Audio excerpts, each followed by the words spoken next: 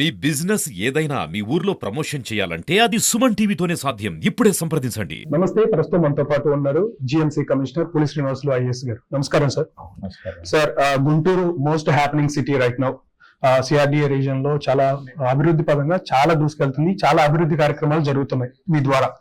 First of all very good sir, చాలా బాగా చేస్తున్నారు. బట్ శంకర్ విలాస్ బ్రిడ్జ్ దగ్గర చాలా సమస్యలు ఎదుర్కొంటున్నారు. ఆర్ఓబి అని చెప్పేసి 1.5 కిలోమీటర్ అని చెప్పేసి, తర్వాత దాన్ని కుదించారని చెప్పేసి రకరకాలుగా ఉన్నాయి. అది ముందుగా ఈ ఆర్యుబి వాటి అవసరాలు తెలుసుకోక ముందు మీ లెక్క ప్రకారం గుంటూరు జనాభా యాజ్ ఆఫ్ నౌ ఎంత ఉన్నారు? గుడ్.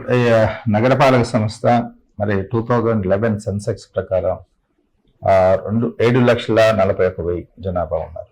అయితే అప్పటి నుంచి తీసుకుంటే గ్రోత్ రేటు బట్టి కానీ ఇప్పుడు ఫ్లోటింగ్ జనాభా దగ్గర 10,50,000 జనాభా ప్రస్తుతం ఉన్నారు. అదే మాదిరిగా 1,50,000 నుంచి 1,75,000 వరకు ఫ్లోటింగ్ పాపులేషన్ ఉంటుంది. సో ముఖ్యంగా మనకు రాజధాని పరిధిలో ఉండటం కానీ, లేకపోతే విజయవాడకి దగ్గర ఉండటం కానీ, ఏ కారణాల వలన అయినా కూడా గుంటూరు నగరం చాలా త్వరితగతిన అభివృద్ధి పదంలోకి వెళ్తుంది. దానిలో భాగంగా ఉన్నటువంటి ఇన్ఫ్రాస్ట్రక్చర్, ముఖ్యంగా ఎన్నో సంవత్సరాల క్రితం కట్టినటువంటి శంకర్ విలాస్ ఫ్లైఓవర్ ఏదైతే ఉందో దాన్ని రీకన్స్ట్రక్షన్ చేసుకొని ఇప్పుడున్నటువంటి అవసరాలను దృష్టిలో పెట్టుకొని ప్రజలకు ఇంకొక నెక్స్ట్ 30-40 ఇయర్స్ ఉపయోగపడే విధంగా ప్లానింగ్ చేసుకోవడం జరిగింది. ముఖ్యంగా రాష్ట్ర ప్రభుత్వం చొరవ తీసుకొని సెంట్రల్ గవర్నమెంట్కి కావాల్సినటువంటి నివేదికలన్నీ జిల్లా యంత్రాంగం నుంచి కలెక్టర్ గారు కానీ, జిఎంసీ నుంచి కానీ ఇవన్నీ తీసుకొని పంపించిన తర్వాత మరి గౌరవ సెంట్రల్ మినిస్టర్ గారు దీన్ని చాలా ప్రతిష్టాత్మకంగా తీసుకొని స్థానిక ప్రజాప్రతినిధులు సహకారం తీసుకొని ముందుకు తీసుకెళ్ళి ఇది శాంక్షన్ చేయించారు. 100% మరి సెంట్రల్ గవర్నమెంట్ ఫండింగ్తో శాంక్షన్ చేయించారు.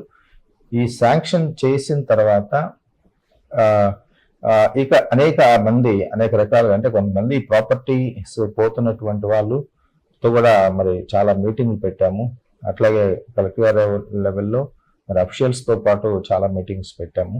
ఇవన్నీ సారాంశం ఏంటంటే, ఏదైతే ప్రజల యొక్క చిరకాల వాంస ఉందో అది తీరటానికి ఇది రైట్ టైం.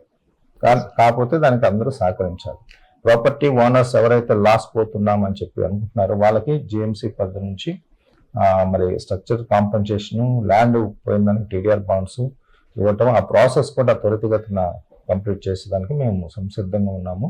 దానిలో భాగంగానే ఈరోజు కన్సెంట్ ఇచ్చినటువంటి వాళ్ళల్లో కొంతమంది 21 మందికి 70 లక్షల రూపాయలు కాంపెన్సేషన్ కూడా ఇవ్వటం. వాళ్ళకి టీడీఆర్ బాండ్స్ కూడా వితిన్ 45 డేస్, మ్యాక్సిమం 45 డేస్ లో వాళ్ళకు ఇవ్వటం జరుగుతుంది. సార్, లబ్ధిదారులు 21 మంది ఉన్నారు. ఇంకా ఎవరైనా ఉన్నారా? మొత్తం వీళ్ళేనా?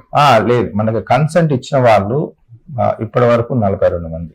ఓకే. 134 మంది ప్రాపర్టీ ఓనర్స్ ఉన్నారు. అఫ్ కోర్స్ దానిలో గవర్నమెంట్ ప్రాపర్టీస్ కూడా ఉన్నాయి. 42 మంది ప్రైవేటు ప్రాపర్టీ యాజమాన్యం వాళ్ళు కన్సెంట్ ఇచ్చారు. వాళ్ళందరికీ కూడా మనము ఈ రోజు 21 మందికి మనం కాంపెన్సేషన్ ఇవ్వటం, మిగతా వాళ్ళకి కూడా మేబీ 2-3 డేస్ ఇవ్వటం. సార్, మీరు చెప్పిన జనాభా లెక్క ప్రకారం చూస్తే ఈ శంకర్ విలాస్ బ్రిడ్జ్ ని ఎంతమంది ఒక రోజులో యూజ్ చేసుకుంటున్నారు? ప్రతిరోజు ఎంతమంది దాన్ని దాటుతున్నారు? శంకర్ విలాస్ ఫ్లైఓవర్ అండి, మనకి ఫ్లోటింగ్ పాపులేషనే 1,50,000 నుంచి 1,75,000 వరకు ఉంటారు. అంటే వేరియస్ ప్లేసెస్ నుంచి. ఎందుకంటే మీకు అందరూ తెలుసు, శంకర్ విలాస్ బ్రిడ్జి దగ్గర ఉండే అరండల్పేట, బ్రాడీపేట, అటువైపు వెళ్తే లక్ష్మీనగరు, విజయనగరు, ఇవన్నీ కూడా కమర్షియల్గా కొంత ప్రాముఖ్యత ఉన్నటువంటి ప్లేసెస్. కాబట్టి ఇక్కడ నగరంలో ఉన్నటువంటి పాపులేషనే కాకుండా బయట నుంచి వచ్చే పాపులేషన్ ఈ మొత్తం కలుపుకుంటే రోజుకి 3 to 3.5 lakhs ఆ రోడ్డుని అనునిత్యం దాటడానికి అవకాశం ఉంది. అంతమందికి ఉపయోగపడుతుంది. ఇక ప్రజలు ఉన్న వేరే రూట్స్లో వెళ్తారు కదా, ఇది మేజర్ కనెక్టివిటీ.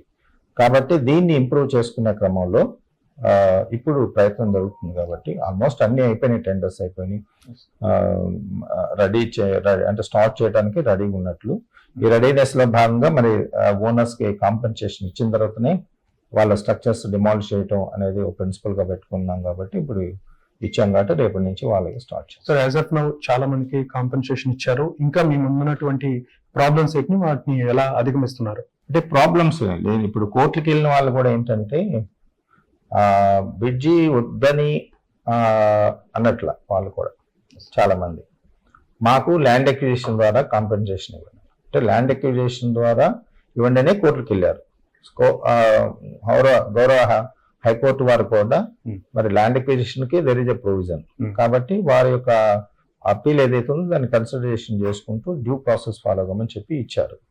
అది ఇక్కడ ఏంటంటే ఓనర్స్ తో ఆ కోర్టుకు వెళ్ళిన ఓనర్స్ తోటి మేమందరం ఒక మీటింగ్ పెట్టడం జరిగింది.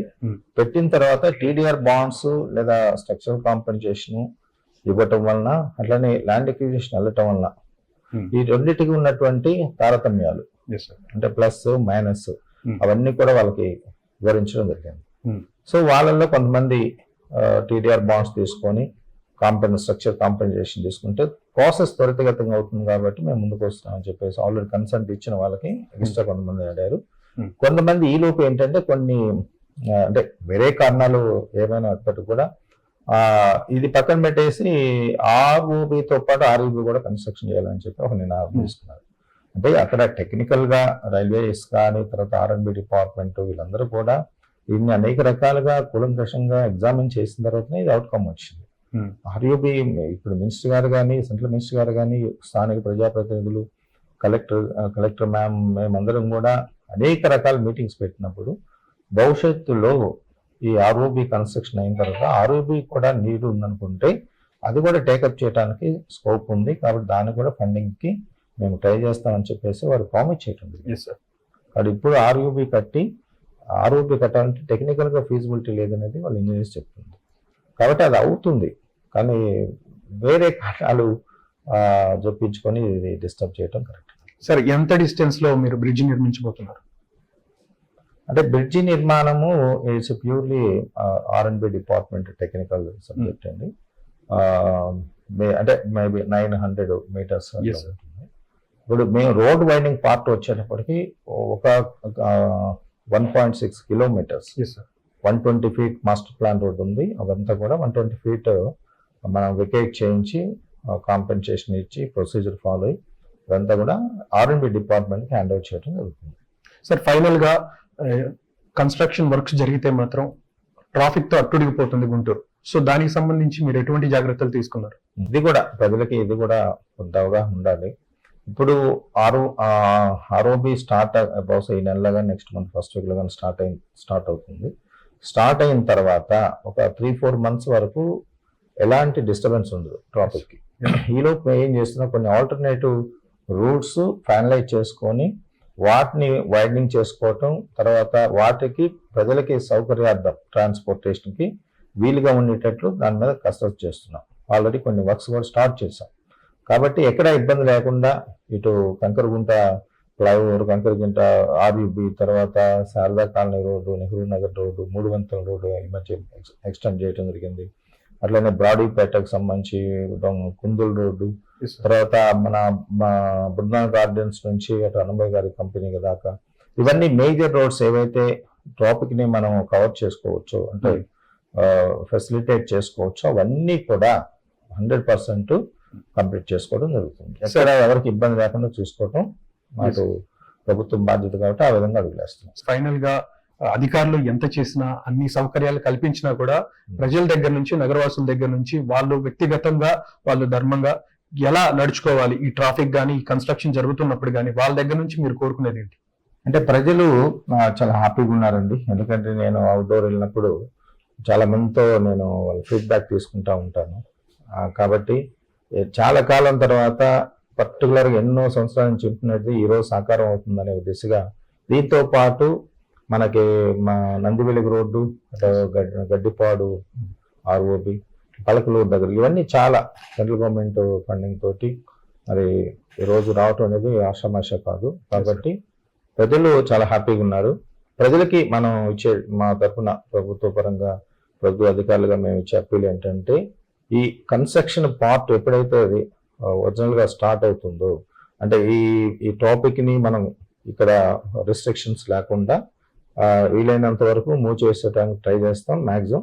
ఇక రిస్ట్రిక్షన్స్ పెట్టాల్సిన పరిస్థితి వచ్చినప్పుడు మనం ఏదైతే ఆల్టర్నేటివ్ మెకానిజం ఉందో ఆల్టర్నేటివ్ మెకానిజం ని మీరు ప్రాపర్ గా యూటిలైజ్ చేసుకొని తద్వారా ప్రభుత్వ అధికారులకి ప్రభుత్వ యంత్రాంగం సహకరించినట్లయితే విత్ ఇన్ షార్ట్ పీరియడ్లోనే ఈ ఆర్ఓబి కంప్లీట్ చేసుకోవడానికి అవకాశం ఉంది. కాబట్టి ప్రజలు ఆ విధంగా సహకరించాల్సినటువంటి అవసరం. ముఖ్యంగా ప్రజలు షార్ట్ కట్స్ వెతుక్కుంటూ ఉంటారు. రోడ్డు ఎక్కడెక్కడ క్లోజ్ చేసినప్పుడు Hmm. వైలేట్ చేస్తూ ఉంటారు ట్రాఫిక్ ఆంక్షలకి సంబంధించి. అప్పుడే అతిపెద్ద సమస్య చుట్టుపక్కల ఒకళ్ళు అడ్డు పెట్టినా కూడా వెహికల్ చుట్టూ వందల వెహికల్స్ ఆగిపోయిన పరిస్థితి. సో దానికి సంబంధించి ప్రజలకు మీరేం చెప్తారు?